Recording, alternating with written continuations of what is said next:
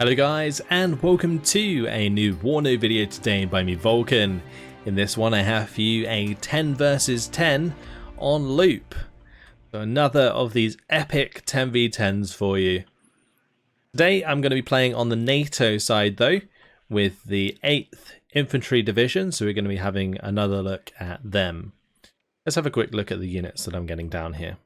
At the front, I've got the Kiowa, and I've got the OH-58 Scout. The Scout does come with a minigun, so nice for picking off infantry that doesn't have AA early. And the Hellfire, of course, on the Kiowa, really useful for knocking out heavy tanks. So I've got a couple of those. Helicopters there. Then I've got the M13A3 ACAV, really nice for just pushing off sort of light vehicles at the start and killing transports. Then I've got 4 units of mechanized rifles here. And I've got 4 units of Stingers with a mechanized rifle leader as well. And my plan with the mechanized rifle leader was in fact to use it aggressively in hotel to give extra veterancy to my mechanized rifles. I do get clustered at the start. Unfortunately, my M113 does get destroyed, and where I is going to get away with the double cluster strike. Thankfully, it didn't destroy my convoy, only my recon unit. So we kind of got away with that. Also, Jagd didn't really get hit by it much either because his M13A1s were just a little bit slow. But as you may be able to see on this map, at the start of the game, we really didn't have much on the left-hand side. There was like a bunch of military police that I had to put down over here. I put a couple of mechanized rifles on the far left.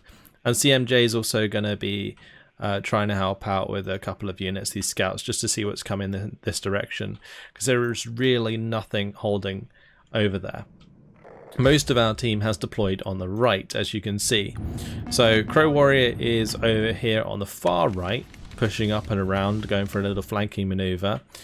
We have Quitek pushing up here towards Mike, and then there's Panzer fighting over Lima. Then we got Sturmsource and Jagdsource pushing up over through India, and I'm gonna be engaging some Motorstrauki from WARNO on this hotel side of things. So my mechanized rifle is really good in this situation, and the Dragon squads, or these Dragon 2s, can kill off the BTRs pretty fast, and as soon as the M16s and M249s get on target, the Motorstrauki are going to absolutely melt.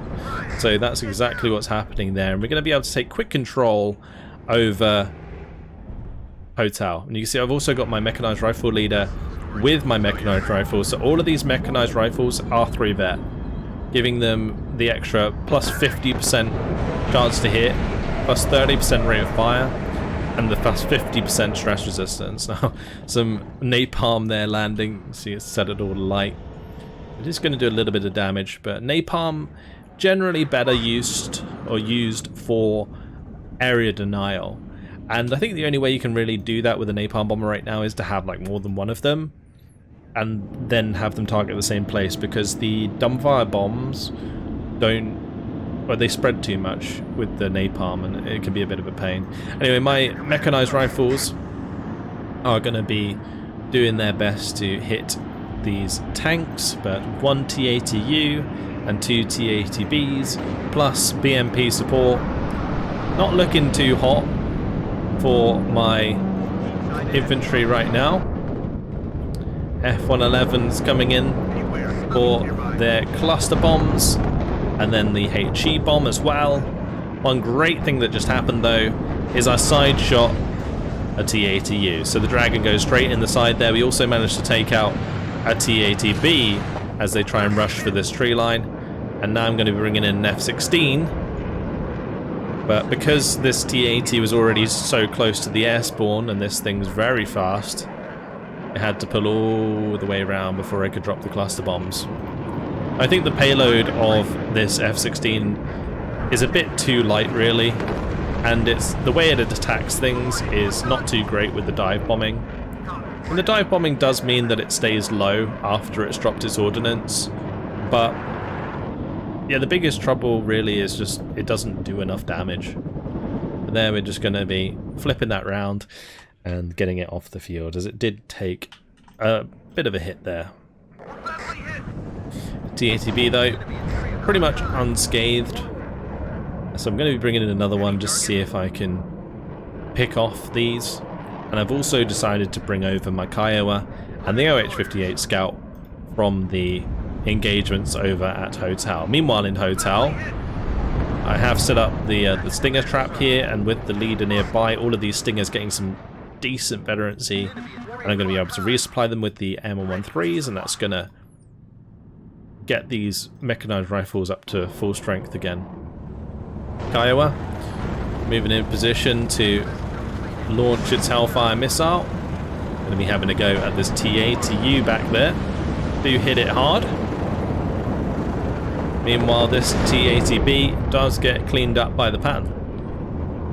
The last attrition from the Kiowa does miss, unfortunately, so I'm going to have to send that back over here to resupply. I was going to bring in a resupply vehicle here, but I thought it would be kind of a bad idea because this is really under a lot of pressure right now. So yeah, CMAD's trying to help us out. Crow did bring over an AH-1F. Lycus has also been supporting us a little bit here. It's just a team effort really to hold back the tide of the forces coming towards us, and you can see the AI pushing into us, the Oberführer von Tauke, I believe this player dropped.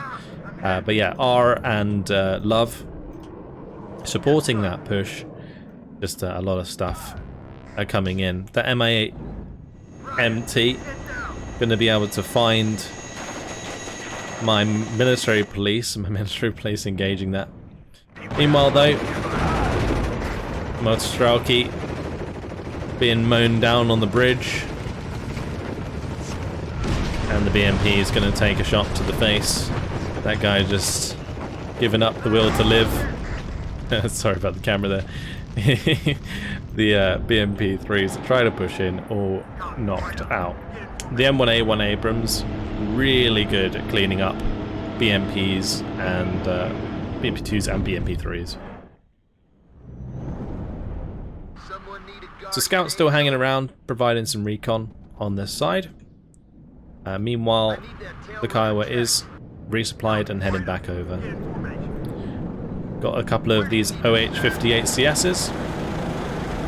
They're now going to be moving up to engage the Mi-8T that was attacking my military police. It did manage to kill the military police. It's now trying to get rockets onto the Iltis, but the Iltis was just kind of chilling there. I don't think it is actually an Iltis, I think it's just an American Jeep. But yeah, either way, OH-58s do finish it off, and it crashes directly into the Jeep, the poor Jeep there. One nice thing though was my military police here, they managed to pick off quite a lot of units on this road throughout the game. So one UAZ going down, then we pick off this UAZ, that's probably going to be going to be sold. But yeah, we do lose hold of Charlie eventually, so things aren't looking too great, but thankfully us stacking over on the right side is starting to pay off. November has been neutralized by our team, and Mike's under heavy pressure, Lima's under our control. We have India being contested still. Some more planes here going down over the center. My Stinger trap here in this town was really nice. It brought out quite a few planes throughout the game. Do manage to get a Kiowa missile onto the T-80B, and we're also going to be picking off that BRM. Lovely hit. Cluster bombers coming in though. Ping ping. Going to be dropping those cluster bombs. Pan down to 1 health. The T-80U can have an absolute field day there. Nothing that these patterns can do against that really. They'd have to get very close to damage it. Kiowa does take a hit from an Igla that was hidden in this building.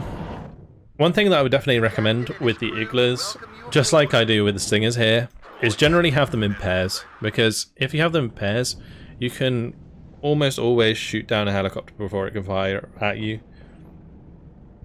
And in the case of this Kiowa, it would have probably died if there was 2 Iglas in there instead of 1. But all the patterns are now dead. Nothing they could do. M150 trying to look for a couple of shots in here. I've now decided to bring in a tow Cobra and the M1A1 Abrams. So these M1A1s, the plan was to pretty much challenge the T-80U whilst the tow Cobra shoots it with the ITO.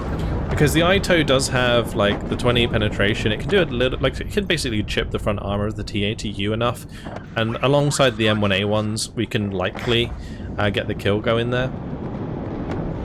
Now my military police, they did kill a bunch more stuff on this road, including that BTR and stuff, but there's now an MA8T, so gotta be really careful not to get them killed off. Another cluster is going to go down, SU-24, pick that off with the Stingers once again in the center of the map. And controlling Hotel here was really nice, because any time that WARNO was trying to use his planes to attack India, they would like maybe evac to the left here and then fly over my bunch of Stingers, and that was just getting them so many kills, and you can see some of them even have ranked up. And one thing that I didn't realize until recently is that when units get kills, they can rank themselves up. And that means that they maintain their veterancy even though there's like no leader around them. So you can see here, the mechanized rifles moved out of range of these Stingers, and one of them's like only 1 experience and one is 3 experience, and that's because this one has probably shot down a plane. So it's good to know. Definitely means you should get more unit preservation going. Look at those bombing strikes. Incredible. Loads of clusters coming in.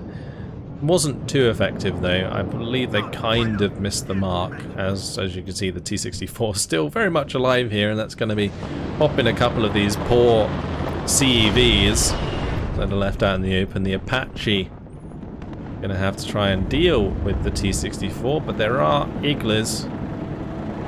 And the Apache is going to try and get a Hellfire on target, but has its tail shot off. Down it goes. So I'm going to be bringing my Cairo over. I know the Iglas are there, so I'm going to have to bring it right to the back and then move it forwards as much as I need to get on target. New motor Strelky have been brought in here with the BMP-2. Since the military police had no recoilless left, well, they're dead this time around. Mi-8T comes over the tree line, knocks them out. That was sad. But multiple Abrams now being brought up. CMJ using 2 M1A1HAs and 2 M1A1s. That's going to cause our opponent to use another of these cluster SU-24s. Hits those Abrams very hard. One of them gets chunked. The other one loses a couple health. One of my F-16s does get shot down on the left there. I was trying to hit these T-64s.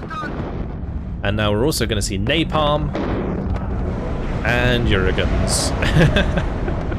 This entire front just getting saturated with these fireworks. Amongst the smoke, an Igla did fire through, as you can see there. And yeah, I only realized when the second one got hit what killed the first one. I'm able to get that out of there just in time. Mechanized rifle was just running around trying to keep themselves alive. But yeah, napalm gonna finish off the damaged M1A1. This M1A1 now hit hard as well. And I'm thinking, you know what?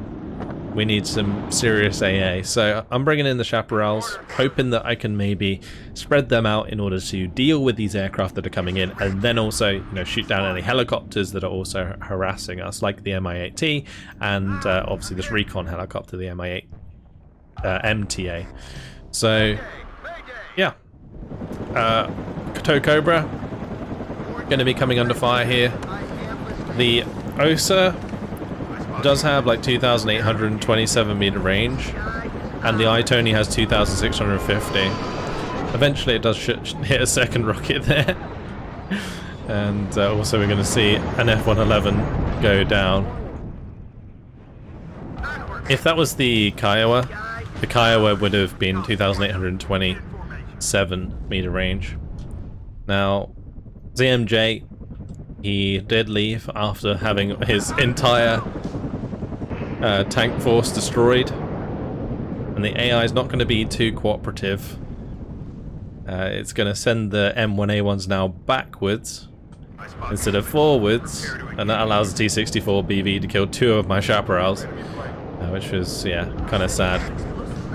The M113 does get killed off by the Motostrauki here. So the Motostrauki getting the jump on my mechanized rifles as well. They do stun them, which was really unlucky for me because they were only on like mediocre cohesion when that happened. But yeah, those mechanized rifles now dead as well. A10 Thunderbolt picking off a BMP. Going to be looking for the shots now onto the T80. But let's check the progress elsewhere. The Axis has managed to secure India, which is good. Lima's now contested, but check out this push on the right hand side. Really nice job between Crow and CMJ and Quitek. They're getting a lot of work done here. But with all the napalm on the spawn, it does make it quite risky to bring in units. F-111E coming in from the back there to bomb this area. The cluster strike actually hits the helicopter and it kills off this tank. Nice one there for sure. But let's focus back on our side. Kiowa getting into position, going to take out the T-64. And I'm going to be shifting that over to the right hand side so that I can go for the T-80U, because unfortunately Lycus's A10 missed quite a lot of its missiles. These only have 40% accuracy. The main gun though, going to do quite a bit of damage with that strafe and run. And now the Kiowa looking for the final hit. That's the last Hellfire though, and what do you know, it misses. That really sucked. This area has been completely cleaned out now by the enemy, which is really bad. I'm going to have to bring up a bunch of Heimatschützen to move in there. Meanwhile, I am, of course, still focusing on I'm basically paying attention over here, moving my supply about, you know, getting all of my mechanized rifles back to full strength and stuff. They're going to get the Heimatschützen in here, though. And they're going to bump into the Motostrauki. Now, you might be wondering why I'm not unloading these. It's, yeah, again, probably because I was looking elsewhere on the map. But one thing I will say for this situation is you can actually tell your units to have an unload at position order when you bring them in. So if you select your unit in the top left and then you press the order button, so like Y for unload at position, and then left click to place the unit on the map, they will come in with that order. And that can be really useful for situations when you're not looking. So here, my Heimatschützen would have moved up and automatically unloaded rather than being shot at in their transports by the Motostrauki for a while. I was really lucky, I think, that the Motostrauki didn't have any RPGs left, otherwise that would have been a bunch of dead Heimatschützen. But instead, I was lucky. The Heimatschützen are going to be pushing forwards. These are pretty good squads right now. They do have G3, which does have the 60% accuracy. So we're able to hit the Motostrauki, we're able to hit the Igla and the Spetsnaz on the left-hand side.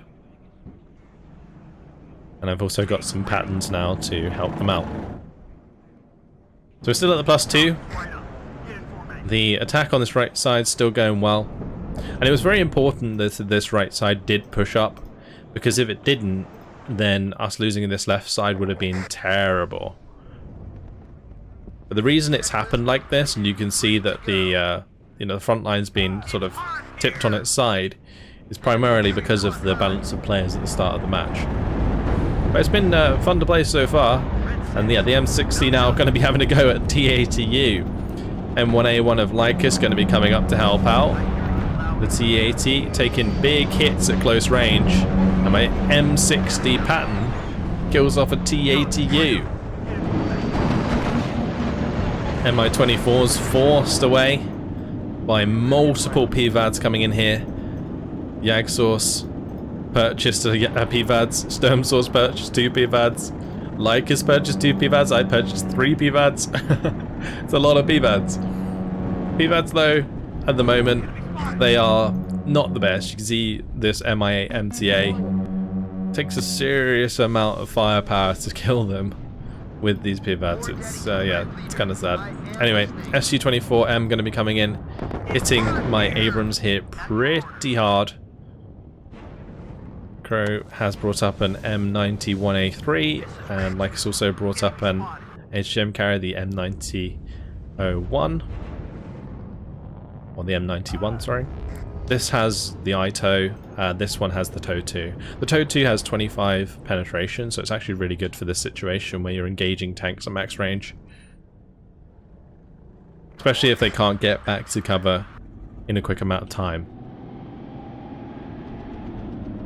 Yeah, either way, we need to take back Foxtrot, and that is currently the objective that I'm going for right now. I've kind of forgotten about trying to take back Charlie.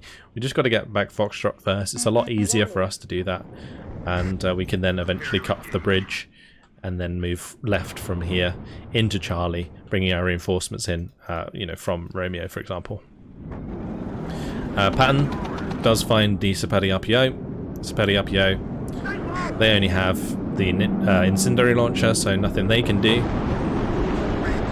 Now that is going to get wiped out by that plane, but I believe it was my Chaparral that shot it out the sky. They still have the Hempt hanging around. I've been using that to resupply the Kiowas all the game, and the Chaparral as well. Also managing to get this one man out of there. One poor German man. He's going to be running to the Hempt so that he can get some more men together and push back. MA-24V managed to take down that helicopter with the pivads, but one of them does get killed by a tank there on the left side. Motostrauki being popped by this Patton.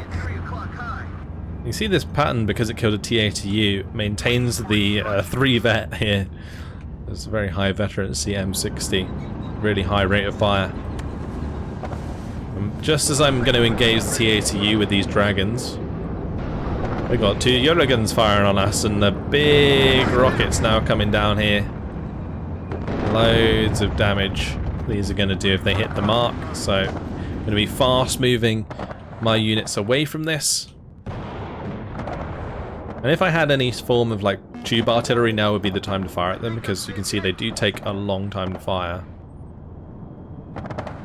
But I didn't really have anything, so I'm just trying to, you know, get as much out of here as I can. The unit at the front, they're going to get annihilated. Mechanized rifles do get clipped briefly by a rocket. I'm just trying to do my best to keep them alive. My poor mechanized rifles this game. They get running into these situations where they were just being hammered by artillery and aircraft. And it was just nothing they could do. Ten there looking for the gun run onto a UAZ, as it is finding the command, but the command's going to get taken out regardless by those airstrikes.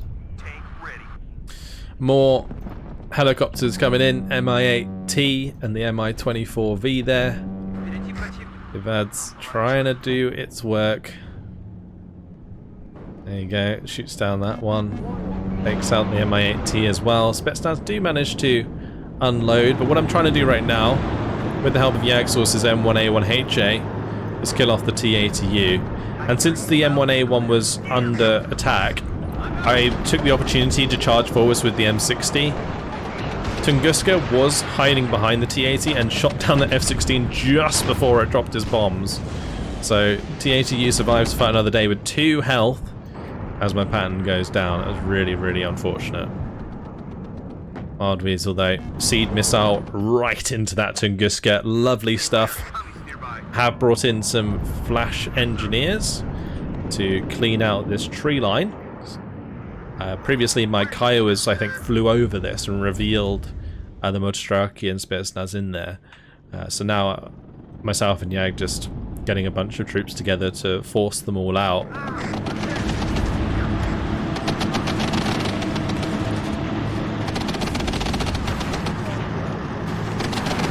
A big fight in the trees, just flames everywhere. Look at the smoke. Have brought up the mechanized rifle leader, but because the Spetsnaz that unloaded from this helicopter that got shot down are still here, you'll see that eventually they are going to spot my mechanized rifle leader that I get into the corner, which really sucked. I did turn off the assault rifle and the machine gun. I probably should have just turned them on, because at that range I could probably just kill off the Spetsnaz. But yeah, it's just a habit at the moment to turn off the weapons of a leader squad so they don't reveal their position unnecessarily. But yeah, of course the Spetsnaz are going to see that from that range in cover. And my Kiowa going to be spawning the Spetsnaz for now, so that's the only reason I knew that they were there. But yeah, since the Spetsnaz can spot it, well, here comes the Mi-8T from Love and all of the Eugen rockets. And they may not look like they're on target right now, but they'll slowly fill that circle.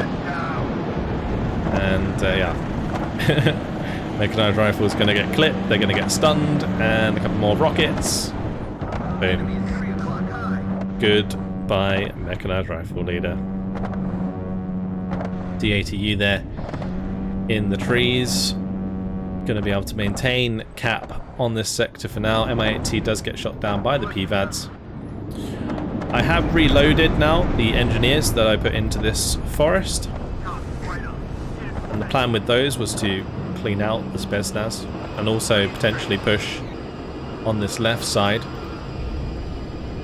Apache doing a decent job of engaging those T-80s. Does have to be careful of the OSAs though. Nice cluster bomber coming in. F-111E. And it gets cluster strike onto that forest. Is going to finish off the T-80 UK. And we get back the +4 now across the board. That's mainly because Mike has been decapped. And we've now neutralized Foxtrot. Right, Kai, we're going to come in there. Gets a free kill onto the Euro.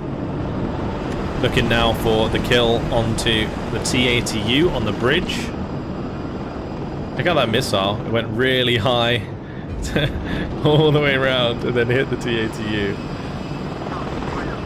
And I also need to take out the BRDM because I don't want them to recap this. So we take out the T-80U, take out the BRDM, but this Igla is on its way. So I've got to try and make a run for it. But the Igla is going to unload. And the OH goes down. Very cinematic there. Meanwhile, the air units also flying all over the shop. But with the cluster bomber hitting, I'm able to get my infantry up here on the left. Look at these cluster bombers coming in. This left side getting hit hard by all of these bombs. Look at that. There's just so much on the screen right now. It's just, I don't think my graphics card knows what to do.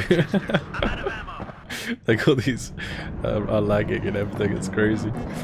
My F-16 does go down trying to clip a couple of these aircraft. And napalm's going to come down for the engineers, but yeah, we're still +4. It's pretty much the end of the game right now. Great job by Quitek and Crow on the right hand side to keep that aggression up, and Panzer to take Lima, Yagsos to take India. Yeah, we just held Hotel, helped out on the left as much as we could, and with that the game ends. 27 minutes, 47 seconds. Do manage to get 5,195 kills to 2,885 losses. And I believe a lot of that was actually aircraft because of my Stingers. My Stingers did pick up a lot of stuff. Early on, though, I did get some nice, sweet kills with these mechanized rifles. The 2 mechanized rifles that I brought in to defend that town held very well for as long as they could. This one taking out T-80U and a T-80B. Military police there getting the OSA, the UAZ, getting a BMP-1 with the Motostrelki inside. The Abrams, that was the one in the town at Hotel, took out a couple of those BMP-3s on the bridge.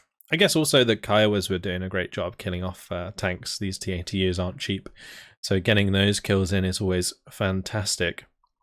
But yeah, you can see the Stingers amongst all of these kills getting the odd Su-24 here and there. Just lots and lots of tank kills. Patton picking up T-80U, Osa, Tunguska. What an absolute MVP he was.